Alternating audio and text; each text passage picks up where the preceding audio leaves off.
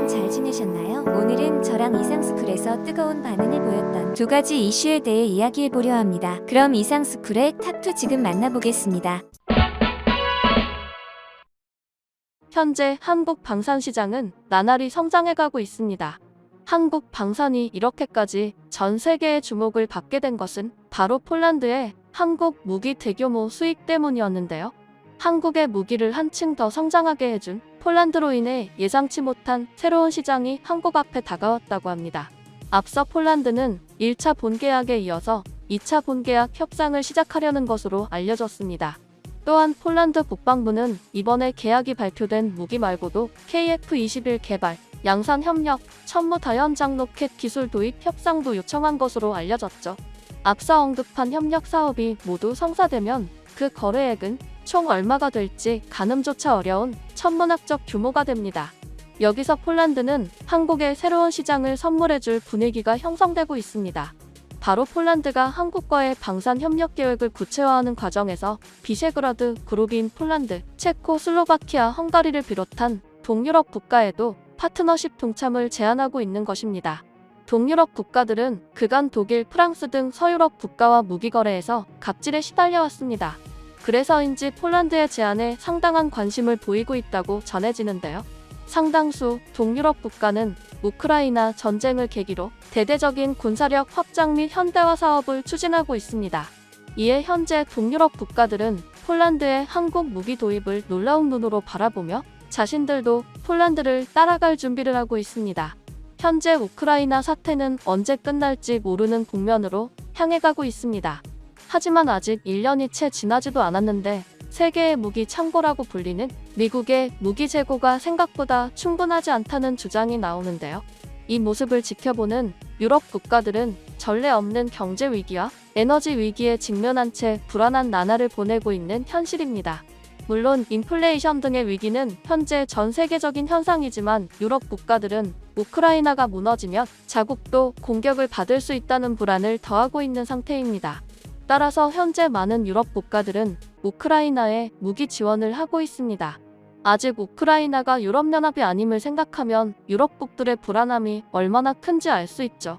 특히 한국 방산의 잭팟을 선사해준 폴란드는 우크라이나와 국경을 맞대고 있어 가장 적극적인 무기 지원을 했습니다. 현재 대부분의 물자 보급도 폴란드를 통해 이뤄지고 있습니다.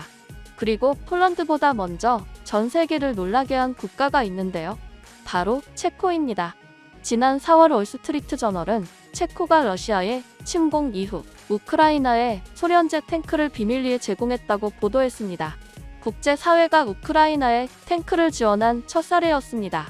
당시 체코는 구소련이 설계한 탱크를 개량한 T-72M 10여 대를 우크라이나에 보냈으며 아울러 소련이 개발한 수륙량용 보병 전투차 BMP-1과 곡사포도 우크라이나에 지원했습니다.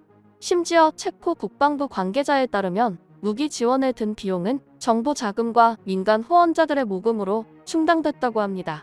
체코의 이러한 모습을 본 서방 국가들은 보다 적극적으로 우크라이나 지원을 시작했습니다. 체코의 우크라이나 지원이 대단한 것은 자칫 잘못하면 체코는 유럽연합과 러시아 양쪽으로부터 오리알 신세가 될 가능성이 있기 때문이었습니다. 하지만 강대국이 아닌 체코와 폴란드와 같은 나라들이 타국의 무기를 지원하면 자국의 무기가 부족해지는 상황이 나타납니다. 전력 공백이 생기는 것이죠. 한편 체코는 현재 스웨덴에 그리펜을 대여 운영 중입니다. 앞서 소련제 무기들을 우크라이나에 지원하고 공백이 생긴 전력을 현대화해 채울 생각이었습니다. 그런데 생각과는 다르게 체코는 전력 공백을 메울 무기를 찾을 수가 없었습니다. 체코가 간과했던 사실이 현재 전 세계의 무기 재고는 모두 우크라이나를 향하고 있으며 돈이 많은 선진국들이 아니면 봄의 대기표도 받기 힘들다는 사실이었습니다. 그러던 중 체코와 비슷한 상황이던 폴란드가 한국과 대규모 무기 계약을 맺은 것입니다. 미국마저 주목한 한국과 폴란드의 계약을 본 체코는 당연히 관심을 가질 수밖에 없었습니다. 특히 체코는 엄청난 양의 무기를 공급할 수 있는 나라는 러시아를 제외하면 미국과 독일뿐이라고 생각했는데 한국이라는 생각지도 못한 국가가 있다는 것을 깨달은 것이죠. 사실 체코는 폴란드가 2015년 당시 한국의 K9 차체를 수입하는 것을 지켜봤습니다. 하지만 그때만 해도 한국 방산은 유럽국들의 인정을 받지 못하던 시절이었습니다. 따라서 체코는 폴란드의 K9 도입에도 아무런 관심을 보이지 않았습니다. 하지만 시간이 흘러하나둘 한국 방산의 진가를 알아보더니 폴란드의 천문학적인 계약이 이뤄지자 체코의 마음은 바뀌기 시작했습니다. 폴란드와 같이 한국산 전투기 및 무기를 도입하면 더 이상 유럽 선진국들의 갑질에 당하지 않아도 되는 것입니다. 그리고 얼마 전 체코 국방부 장관과 폴란드 국방부 장관이 만나자 체코의 한국 무기 도입이 실현되는 것 아니냐는 전문가들의 주장이 나왔습니다.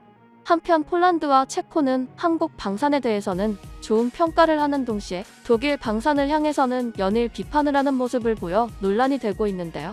앞서 독일 정부는 지난 4월 폴란드 정부가 우리 대신 우크라이나에 전차를 보내주면 폴란드의 전력 공백을 독일산 전차로 채워주겠다라며 우회 지원을 공언했습니다.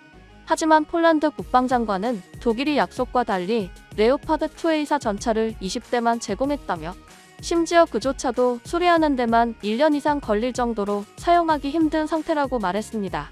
이에 더해 한 관계자는 현실은 독일 연방정부가 나눠줄 전차가 많지 않다라고 귀띔했습니다. 그리고 한때 세계 최강 전차 군단을 자랑하던 독일은 폴란드 외 다른 지역에서도 망신을 당하고 있는데요. 독일 국방부 관계자는 최근 현지 매체의 인터뷰에서 약속한 지 3개월가량이 지났지만 체코, 슬로바키아, 슬로베니아 등으로 전차를 수송하는 계획도 아직 이뤄지지 않고 있다고 밝혀 충격을 주고 있습니다. 이처럼 독일의 방산 위상이 추락하는 가운데 한국의 FA-50 폴란드 수출형인 FA-50PL에 숨겨진 무기가 밝혀져 주변국들의 놀라움을 주고 있는데요. 바로 FA-50에 미국의 공대공 미사일인 암람 120을 통합시키는 것입니다. 이 사실이 놀라운 것은 미국 국무부는 외국제 전투기에 공대공 미사일 허가를 해주지 않는 것으로 유명합니다. 2010년대 초반까지는 허가를 해줬지만 2010년대 중반 이후 미국이 외국제 전투기에 자국산 공대공 미사일을 허가한 사례는 단 한 건도 없었습니다. 따라서 KF-21 보람에도 미국이 허가해주지 않아 별 수 없이 유럽제 미티어와 아이리스티를 선정한 바 있습니다. 그런데 폴란드에 수출되는 FA-50PL의 암람 120의 통합이 가능해진 것입니다.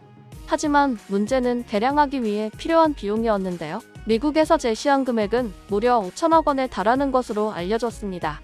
다행히 이번 개량에 필요한 모든 비용은 폴란드에 부담하며 애초 계약서 작성부터 폴란드가 지불할 FA-50 도입 비용 중 대부분은 개량에 사용될 것으로 협의한 것으로 밝혀졌습니다. 이로써 FA-50은 수출 시장에서 한층 더 높은 경쟁력을 갖게 됐다고 전문가들은 말합니다. 특히 체코와 같이 한국산 방산에 관심을 가지기 시작했지만 미국산 무기를 선호하던 국가들의 이목이 집중될 것으로 보이는데요. 한편 폴란드의 한국 무기 도입으로 체코도 한국 방산을 도입한다면 끊이지 않는 한국 무기 수출이 이어질 것으로 기대되는데요.